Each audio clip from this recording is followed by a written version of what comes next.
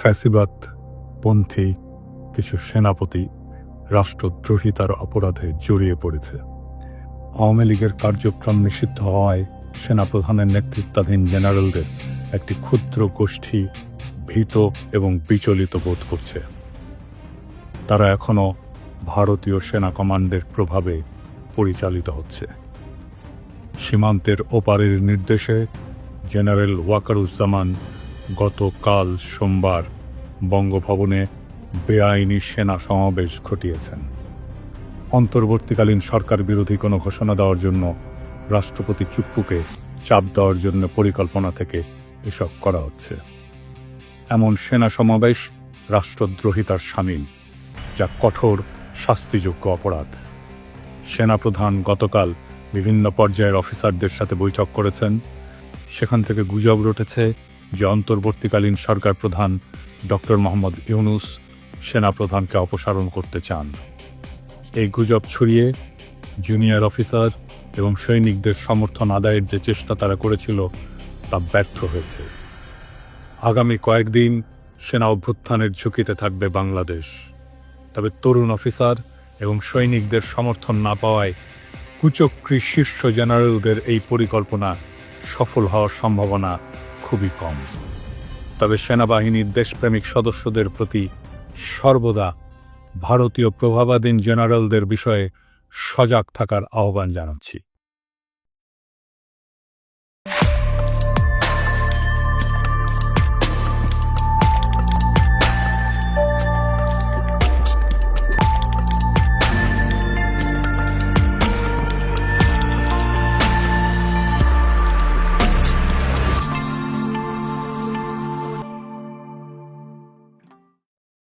দশই মে শনিবার, তারিখটা একটু দেখায় দিয়ে নির্দেশ সাহেব। এই দিনে সিদ্ধান্ত হয়েছিল আওয়ামী লীগ নিষিদ্ধ হচ্ছে। ওই একই দিনে প্রায় একই সময়ে মার্কিন যুক্তরাষ্ট্রের ভার্জিনিয়া রাজ্যের 2675 প্রসপারিটি এভিনিউতে অবস্থিত ইউএস সিটিজেনশিপের ইমিগ্রেশন সার্ভিস বা USCIS এর অফিস স্থানীয় সময় সকাল 8:45 ঘটছে আর এক ঘটনা। মার্কিন নাগরিকত্বের আবেদন করে চূড়ান্ত শপথ নিতে আসা 30 থেকে 35 জন বিভিন্ন দেশের নাগরিক হাজির আছেন।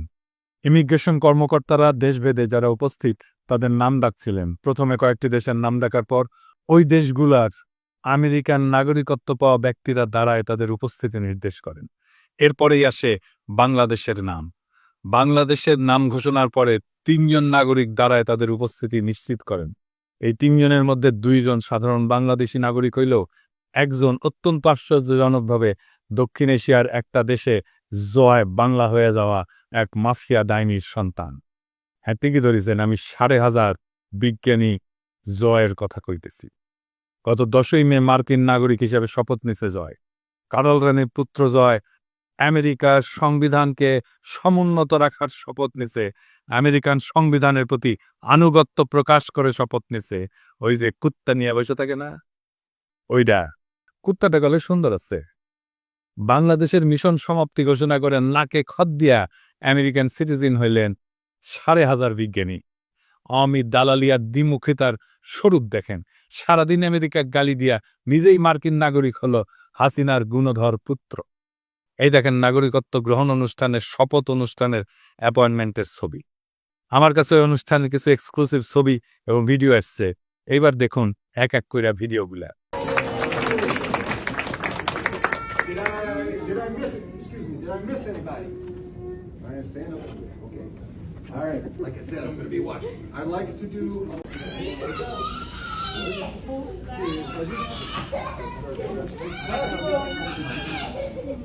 ছবিগুলো দেখান এডিটর সাহেব একটু।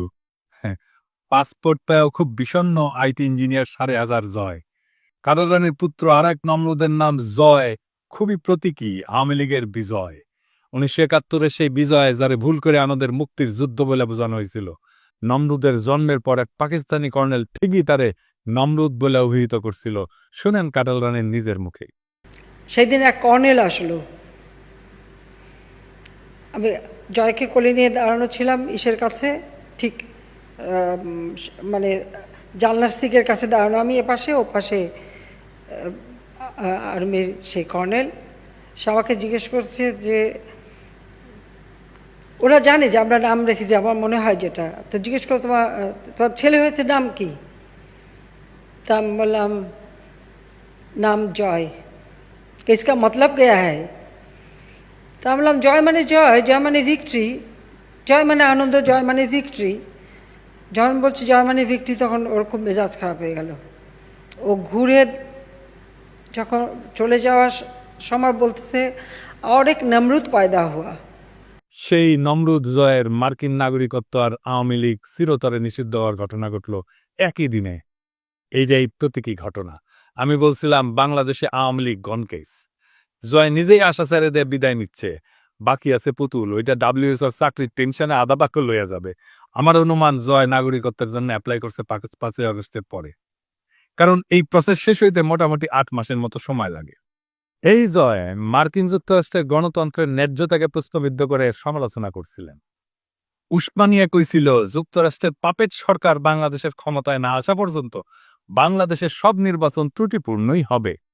হাসিনা আর তার পরিবারের সদস্যরা যেমন পরিস্থিতি বুঝে দেশ ছেড়ে পালাইছিল, তেমন জয়ও আওয়ামী লীগের ভবিষ্যৎ অবস্থা বুঝে স্থায়ী বসবাসের অনুমতিকে নাগরিকত্বে পরিণত করছে। মানব জমিনে গত ডিসেম্বরে নিউজ করেছিল শেখ হাসিনা জয়ের বিরুদ্ধে বাংলাদেশ থেকে $300 মিলিয়ন যুক্তরাষ্ট্রে পাচারের প্রমাণ পাইছে FBI। তারপরে নাগরিকত্ব পাইল। ইন্টারেস্টিং ব্যাপার বটে। এখন আমরা দেখবার চাই আমেরিকা কি করে তার নতুন নাগরিককে নিয়ে। নাকি $300 মিলিয়ন লোভ ছাড়তে পারে না আমেরিকা। আওয়ামী লীগ যে ফিরে আসবে এই আশা জয় নিজেই ছেড়ে গেছে। আমেরিকা জয়ের নাগরিকত্ব গ্রহণ শুধু ব্যক্তিগত ঘটনা না, এটা একটা প্রতীকী রাজনৈতিক মৃত্যু। আওয়ামী লীগের ভবিষ্যতের প্রতি তার নিজের অনাস্থার ঘোষণা। 10ই মে ভার্জিনিয়ায় USCIS অফিসে যুক্তরাষ্ট্রের নাগরিক হিসেবে শপথ নিছে জয় সজীব। এই সজীবওয়াদী জয়কে আওয়ামী লীগের ভবিষ্যৎ উত্তরাধিকারী হিসেবে নির্বাচিত করছিল, ডিজিটাল বাংলাদেশের স্থপতি বানাইছিল এবং দলের ভবিষ্যৎ নেতা বানাইছিল। অথচ এই নাগরিকত্ব গ্রহণের মাধ্যমে জয় স্পষ্টভাবে জানাই দিলেন এই দেশের রাজনীতি তার কাঁধে না, তার ভবিষ্যৎ আর এই বাংলাদেশ রাষ্ট্রে না। এই প্রতীকী বিদায়ের অর্থ কি? এইটা হইতেছে সিস্টেমিক পতনের আভ্যন্তরীণ স্বীকৃতি। জয় এখনই বুঝতে পারছে যে আওয়ামী লীগ আর টিকবে না, আওয়ামী লীগ আর ফিরবে না। সে তাই দায়িত্ব থেকে নিজেকে সরাই নিচ্ছে, কেবল বিদেশে সেফ এক্সিট নিশ্চিত করছে। 2 নাম্বার, রাজনৈতিক উত্তরাধিকার ত্যাগ করলো।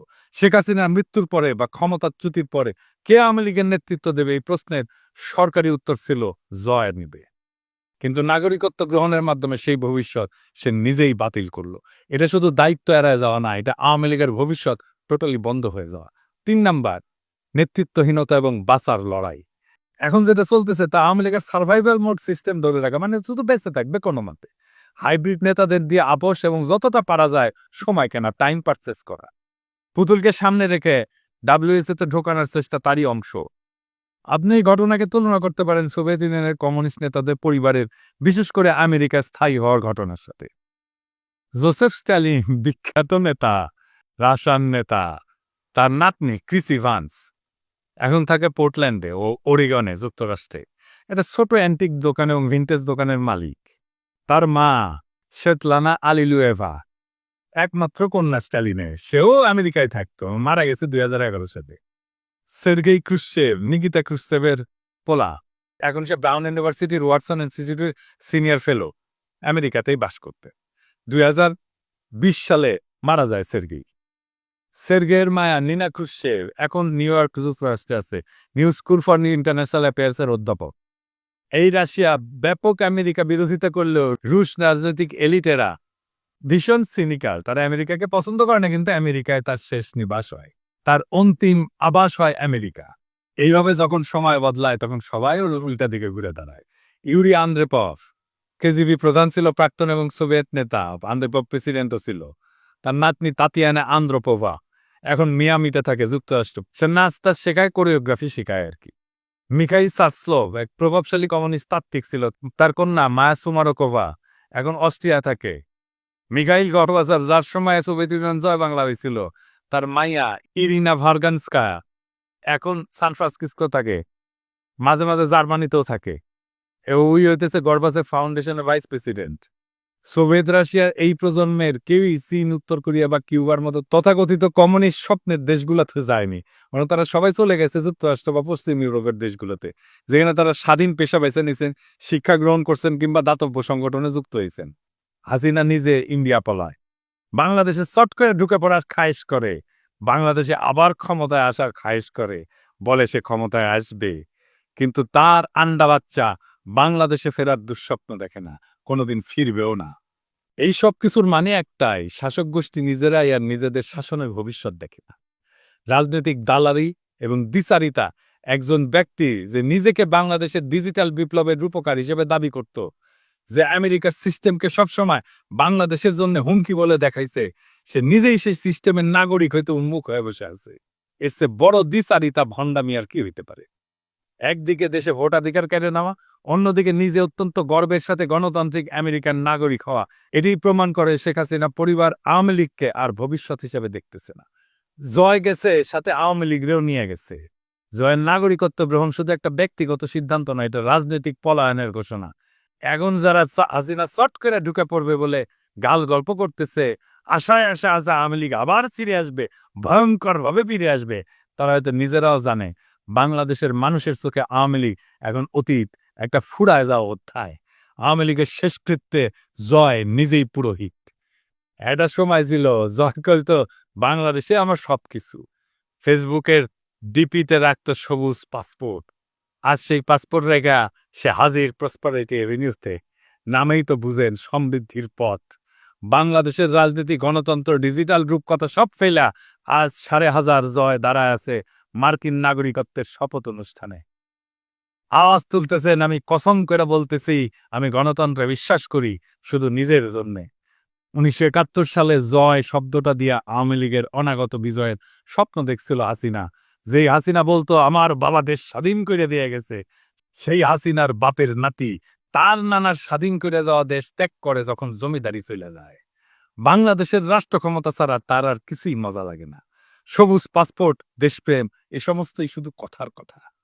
আর সেই জয় শপিং মলের পাশে ইউএসসিআইএস অফিসে দাঁড়ায় পাসপোর্ট নিতে ঘেমে নেয় একাকার। আর হাসিনার পরিবারের বাকিরা পুতুল রাতে ঘুমাতে যাওয়ার আগে গুগল করে how to apply for Canadian express entry with Bangladeshi criminal history. জয়ের মার্কিন নাগরিকত্বের এই ঘোষণা আসলে আওয়ামী লীগের ডেথ সার্টিফিকেট। এইটা দেখে সোভিয়েত প্রেতাত্মারা হেসে কোট পকেট থেকে গুগল ম্যাপ বের করে বলতেছে, তোমরা আমাদের পথ অনুসরণ করতেছ, লাইনে আসেন লাইনে। স্ট্যালিনের নাতনি এখন অ্যান্টিক দোকান চালায়, কুশ্চেবের নাতির পোলা এখন নিউ ইয়র্কে ক্লাস নেয়, আর জয় সে এখন ফ্রিল্যান্স ডেমোক্র্যাট, আর হাসিনা মোদির কোলে। কি দারুণ পরিণতি বাংলাদেশের সবচেয়ে ক্ষমতাবান পরিবারের। হাসিনার নাতনিকেও একদিন এক অন্ধকার গলিতে ঝালমুড়ি বেচতে হবে, লুটের টাকা বেশি দিন থাকে না। হাসিনা তারেক রহমানকে উদ্দেশ্য করে বলছিল, সাহস থাকলে বাংলাদেশে ফিরে আয়, আমরা একটু দেখি। শুনেন। তারেক জিয়া 2007 সালে মুচলেখা দিয়েছিল জীবনে আর রাজনীতি করবে না। লন্ডন যে বসে আছে, এত টাকা কোথা থেকে পায়? জনগণের টাকা আত্মসাৎ করেছে, গ্রেনেড হামলা করে আইবি রহমান সহ নেতাকর্মীকে হত্যা করেছে, অস্ত্র চোরা কারবারির সাথে জড়িত, মানি লন্ডারিংয়ের সাথে জড়িত। আমেরিকার থেকে এফবিআই লোক এসে সাক্ষী দিয়েছে তারেক জিয়ার বিরুদ্ধে, সাক্ষী দিয়েছে খালেদা জিয়ার দুর্নীতির বিরুদ্ধে। পালিয়ে থাকে লন্ডনে, আর এখান থেকে আগুন জ্বালাতে বলে। আরে বেটা, তোর যদি সাহস থাকে তো বাংলাদেশে ফিরে আয়, আমরা একটু দেখি। তো মাতারি হাসিনা, তোর সাহস থাকলে বাংলাদেশে ফিরে আয়, পোলারে নিয়া আমরা একটু দেখি।